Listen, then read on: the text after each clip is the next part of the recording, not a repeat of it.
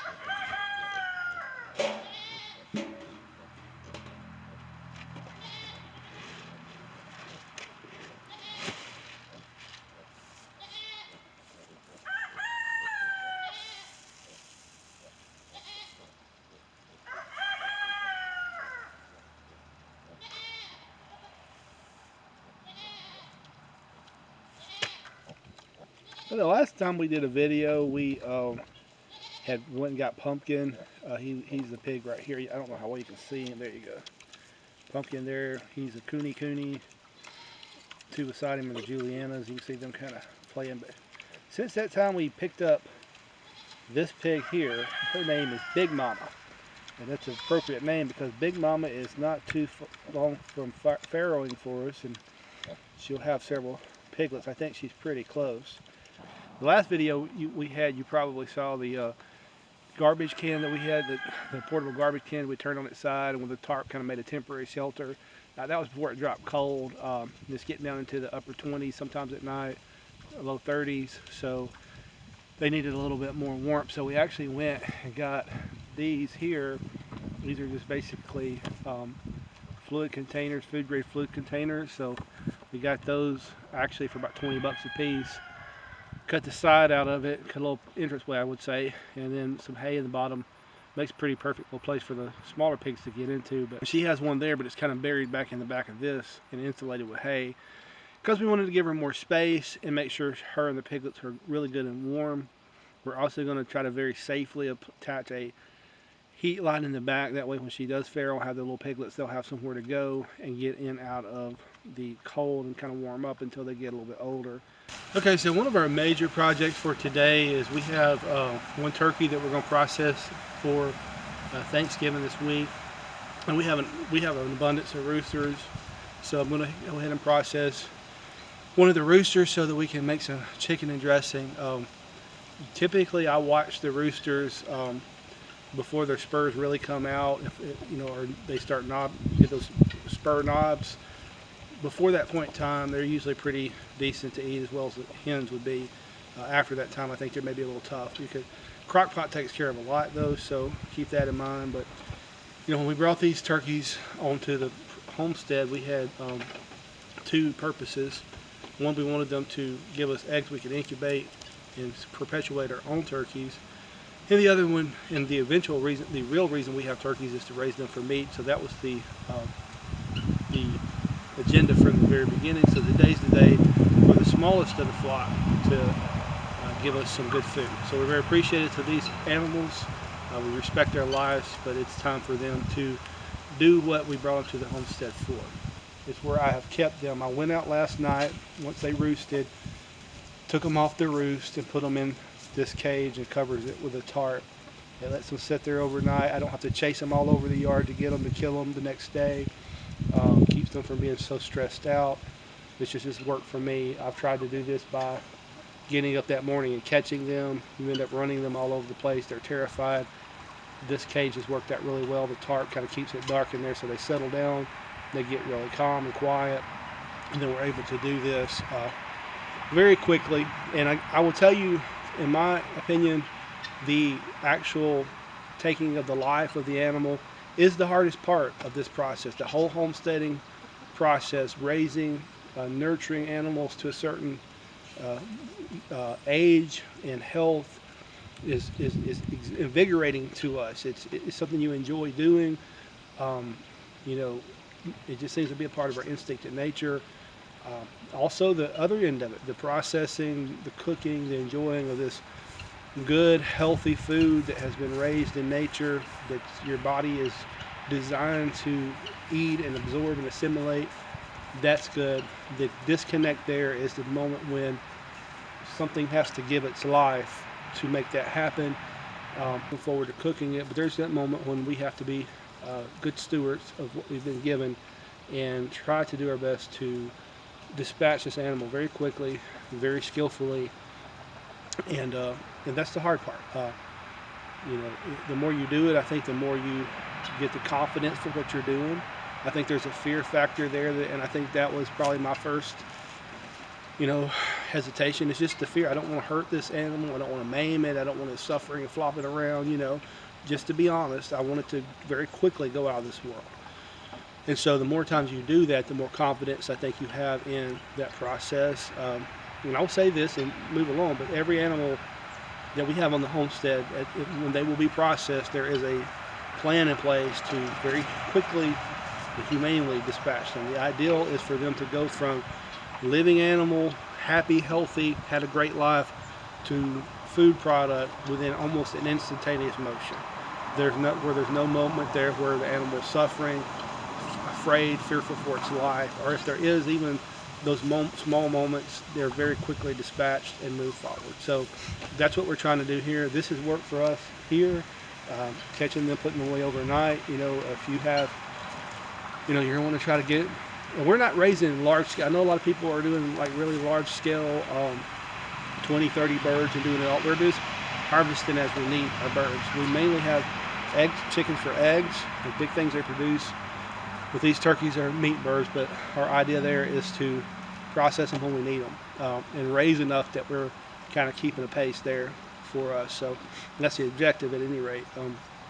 So we're about to get started. There's a few things I'm going to collect around here to work with. So we'll show you some of that as we get that set up. So get started, but pretty soon we're going to have organically grown turkey for Thanksgiving that we grew right here on this property. And I think I'm pretty excited about that. Okay, so you can see the utensils I have laid out here. You have a couple of fillet knives here, a cleaver, that's what I'll use to dispatch, rope, I'll use that to bind the turkey's feet.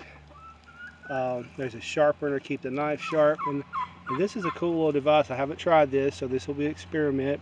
Show you a little bit that day. I've seen other people using it at work, but that's a kind of a plucker you can put in a drill. We'll see how that works. Over here we have a couple coolers. We'll fill this big blue cooler here with scalding water. That's where we'll scald. Once we pluck the animal, I'll come back here, rinse, wash, fill this with ice and salt, or icy cold water, salty water. Let the turkey brine. Okay, so we got the cooler full of hot water, scalding water. Got one more pan of water on the eye getting hot, so one more, fill that up. Got the tools, utensils laid out. We're about ready to go get the turkey and start processing the turkey. So be aware of that. If you don't want to see that part, you can probably skip ahead. But yeah, we're going to do that shortly here.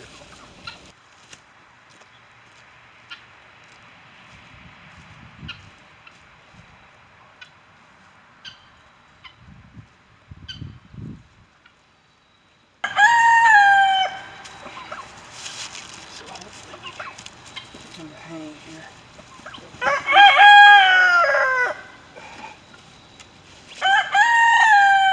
Those hanging there. I got this string here. This right here is going to go around the head, help me stretch him out. get a good lick on their neck. No worries.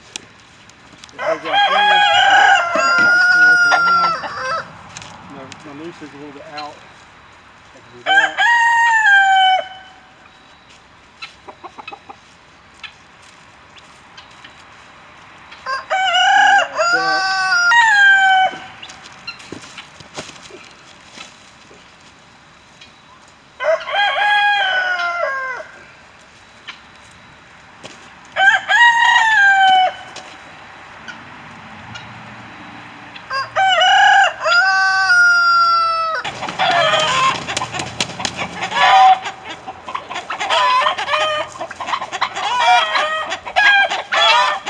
To calm all the way down, then we can start scalding and plucking and prepping.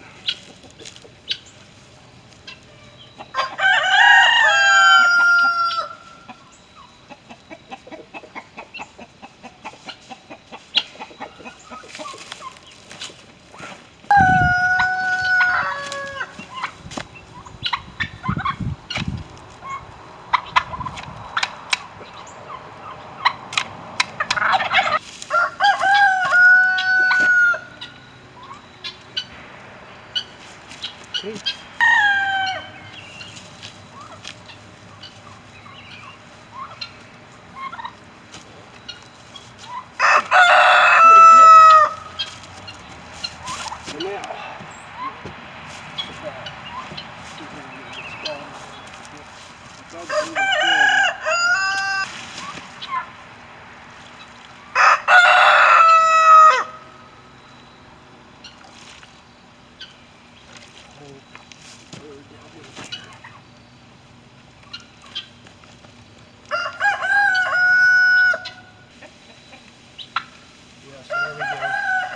So now, we've got him scalded pretty decent. We're going to try this, we're going to try our little feather thing. I'll probably have to cut the camera off for that to some degree before.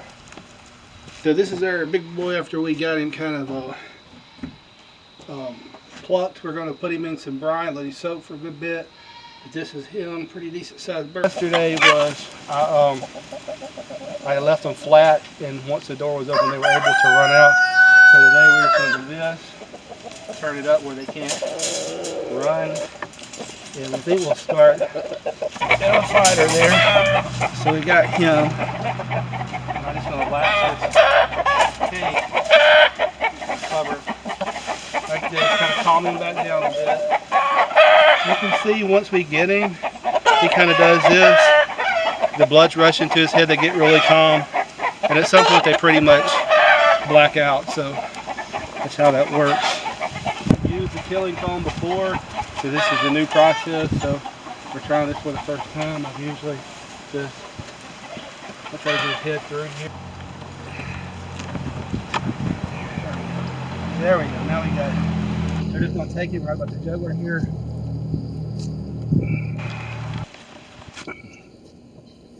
Travel on, my friend.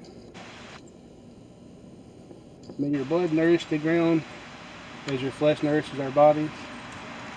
As your spirit leaves your body, may it carry with you the gratefulness that we have.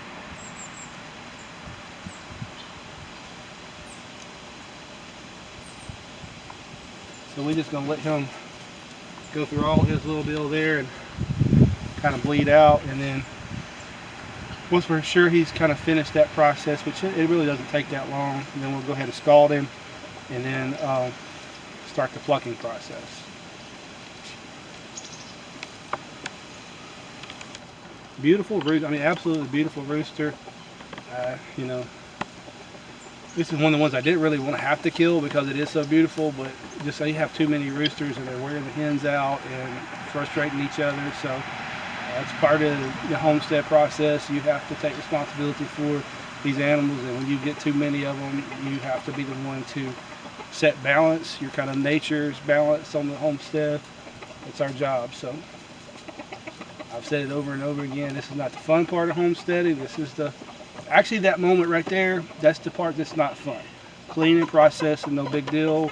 Raising them, love doing that, but that moment where you have to take the animal's life, that's the tedious part. That's the hard part, but it makes you realize how serious all this is. It's not a playing game. This is how we have to live as human beings.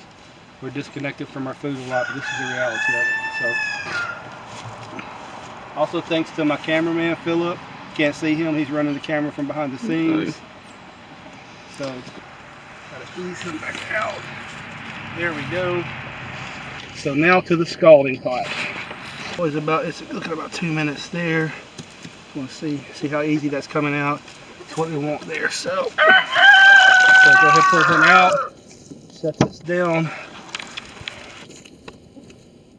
I'm gonna go ahead and bind his feet here because we'll hang him on the hook to start the plucking process.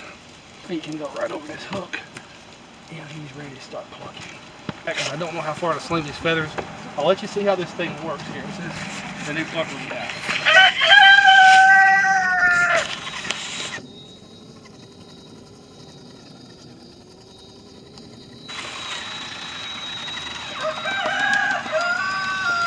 So Philip, who has helped me pluck these before by hand, will tell you if you're looking at this, you're definitely moving these feathers a little bit faster. It makes me kind of jealous. So he's kind of turned the other way. So yeah, these definitely a lot faster.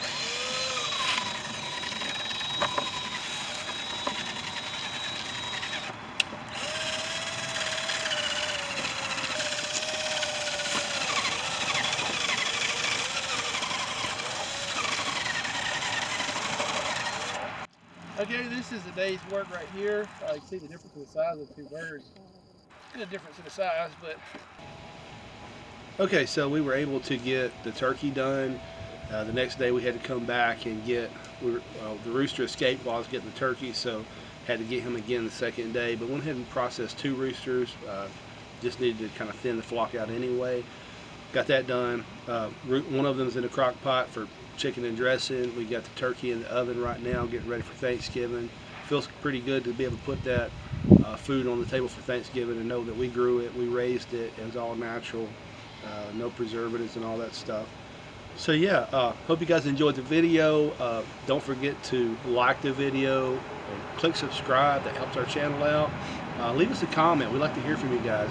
Say hey, tell us where you're from, feedback, whatever. We like to hear from you. Appreciate you guys.